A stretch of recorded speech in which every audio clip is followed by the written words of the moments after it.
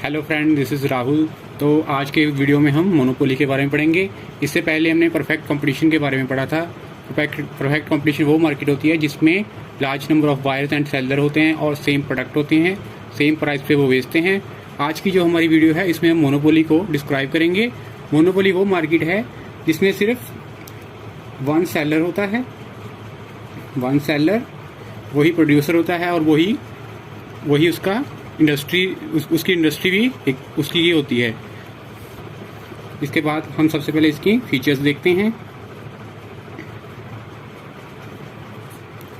सबसे पहले हैगा इसकी सबसे पहली फीचर्स है वन सेलर। इस मार्केट में होता है कि जो प्रोड्यूसर होता है वही सेलर होता है, वही वस्तु को प्रोड्यूस करता है, वो पूरी मार्केट पर उसका कंट्रोल होता है, पूरी मार्केट में उसी का प्रोडक्ट बेचा जाता है, उसका कोई भी सब्सिट्यूट नहीं होता। ऐसा है नो सब्सिट्यूट।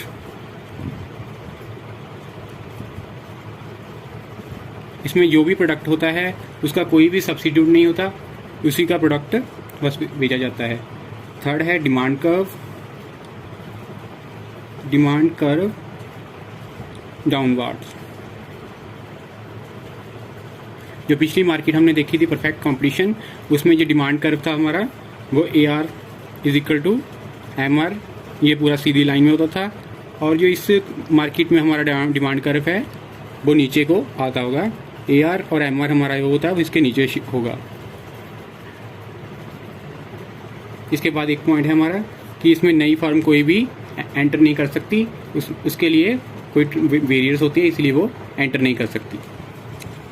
इसके बाद हम मोनोपोली के सोर्सेज देखते हैं कि मोनोपोली आखिर में मार्केट में आता कैसे है। सबसे पहला है पेटेंट। मोनोपोली ऐसा करता है कि अपने प्रोडक्ट को पेटेंट करवा लेता है, तो उसके जैसा प्रोडक्ट कोई भी और कंपनी नहीं बना सकती। इसका ये पेटेंट हो गया। तो सेकंड में आता है हमारा रॉ मटेरियल। रॉ मटेरियल ऐसा हो सकता है जो केवल उसी प्रोडक्ट प्रोड्यूसर के पास हो, तो दूसरे के पास ना हो, तो ये एक अधिकार का स्रोत बन जाता है। थर्ड में आता है हमारा गवर्नमेंट रेगुलेशन। इसके बाद आता है कि गवर्नमेंट है जो किसी की फर्म को लाइसेंस जारी कर सकती है, तो जिसके पास लाइसेंस होगा वही वो प्रोडक्ट को प्रोड्यूस करेगा, दूसरा नहीं कर सकता। इसके बाद हम मोनोपोली शेड्यूल देखते हैं। शेड्यूल, मोनोपोली शेड्यूल में हम इस साइड पे ले लेते हैं price, average product, margin product और टोटल प्रोडक्ट।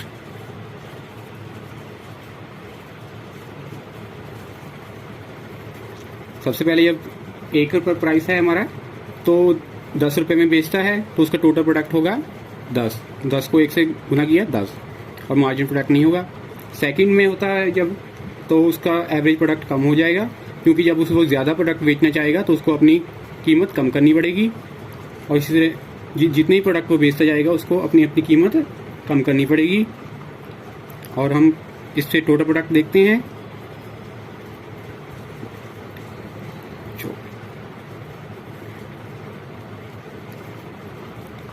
अब ये टोटल प्रोडक्ट हो गया हमारा।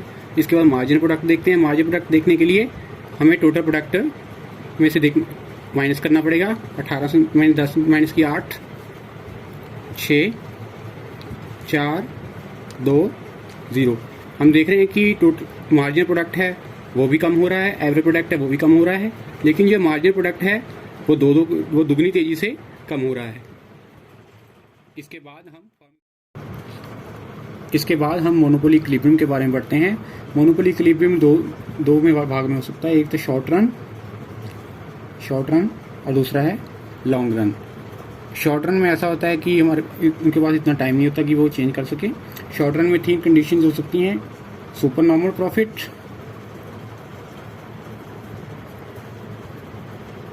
और सेकंड है नॉर्मल प्रॉफिट,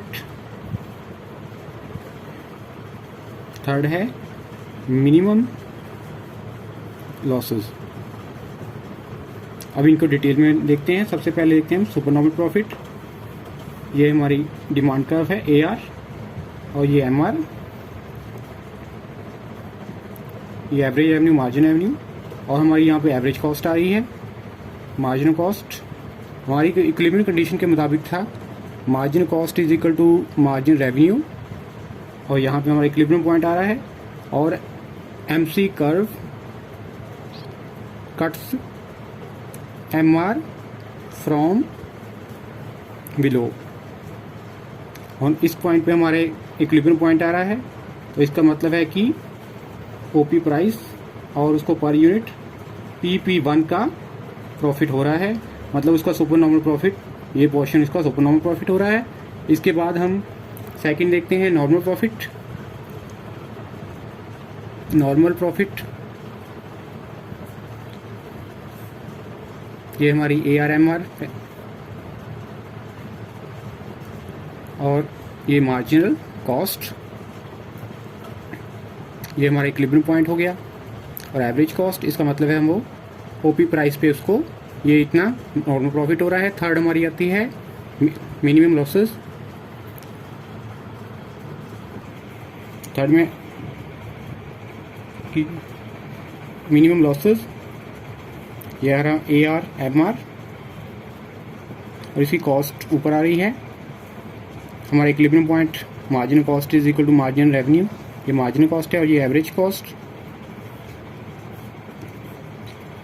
ये ओपी प्राइस, और पर इसको ये इतना मिनिमम लॉसेस हो रहा है।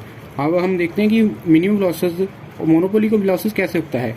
ऐसा हो सकता है कि उसके पास पुराना स्टॉक पड़ा हो, वो इसको क्लियर कराना चाहता हो, तो उसके लिए उसे प्रोडक्ट को मिनिमम लॉसेस पर बेचना पड़ सकता है। तो ये था हमारा शॉर्ट रन इक्विलिब्रियम। इसके बाद हम लॉन्ग रन इक्विलिब्रियम के बारे में देखते हैं। ये हमने शॉर्ट रन इक्विलिब्रियम देखा, इसके बाद हम लॉन्ग रन देखते हैं। कोई भी मोनोपोलिस्ट होगा वो लॉन्ग रन में कभी भी ना तो वो नॉर्मल प्रॉफिट रह सकता है और ना ही वो लॉसेस पे हो सकता है, वो हमेशा ही सुपर नॉर्मल प्रॉफिट होगा उसको। और ये हमने डायग्राम पहले देखी थी, जो इसमें जो कॉस्ट होगी ये लॉन्ग रन एवरेज कॉस्ट कहेंगे उसे, और ARMR ये लॉन्ग रन मार्जिन कॉस्ट, जहाँ पे वो कट करेंगे वो ओपी प्राइस पे वो प्रोडक्ट को बेचेगा, और उसे इतना पर यूनिट उसका जो प्रॉफिट है वो PP1, ये पर यूनिट प्राइस प्रॉफिट हो गया उसका। और टोटल प्रॉफिट है जो उसका PP1, इसको नाम दे देते हैं, इसको B, मतलब उसका टोटल प्रॉफिट PP1 AB, ये उसका टोटल प्रॉफिट होगा लॉन्ग रन में। इससे नेक्स्ट में हम देखते हैं प्राइस डिस्क्रिमिनेशन। प्राइस डिस्क्रिमिनेशन में ऐसा होता है कि जो मोनोपोलिस्ट होता है वो दो मार्केट में अपने प्रोडक्ट को अलग अलग कीमत पे बेचता है। हम मान लेते हैं कि दो मार्केट्स हैं A एंड B, वो एक मार्केट में कोई और प्राइस पे बेच रहा है और दूसरी मार्केट में कोई और प्राइस पे बेचता है। ये क्यों बेचेगा, हम इसकी कंडीशंस देखते हैं। फर्स्ट कंडीशन है कि जो मार्केट के दोनों कंज्यूमर हों, मार्केट के सारे कंज्यूमर हों, आपस में एक दूसरे को प्रोडक्ट ना बेच सकें। और जो सेकंड है उसमें है कि वो दोनों में इलास्टिसिटी ऑफ डिमांड है, जो डिमांड दोनों मार्केट में अलग अलग हो। Elasticity demand must be different in both markets. अब इसको डायग्राम के रूप में देखते हैं हम। ये ले लेते हैं हम, इस साइड ए मार्केट है, इसमें इलास्टिसिटी ऑफ डिमांड कम है, मतलब इस तरह करवाएगा ये ARMR। और जो सेकंड मार्केट है उसमें इलास्टिसिटी ऑफ डिमांड ज़्यादा है, ये इस तरह कर्व बनेगा। और जो थर्ड है हमारा, ये इन दोनों का जोड़ बना देते हैं, ये यहाँ पे ARMR। और ये मार्जिन कॉस्ट दोनों का है, ये सिग्मा मार्जिन कॉस्ट है। ये दोनों की मार्जिन कॉस्ट को जोड़कर हमारे पास ये मार्जिन कॉस्ट आ रहा है। अब हमारा इक्विलिब्रियम पॉइंट आ गया, margin cost is equal margin revenue, ये रहा। यहाँ पे हम देखते हैं इसका इक्विलिब्रियम।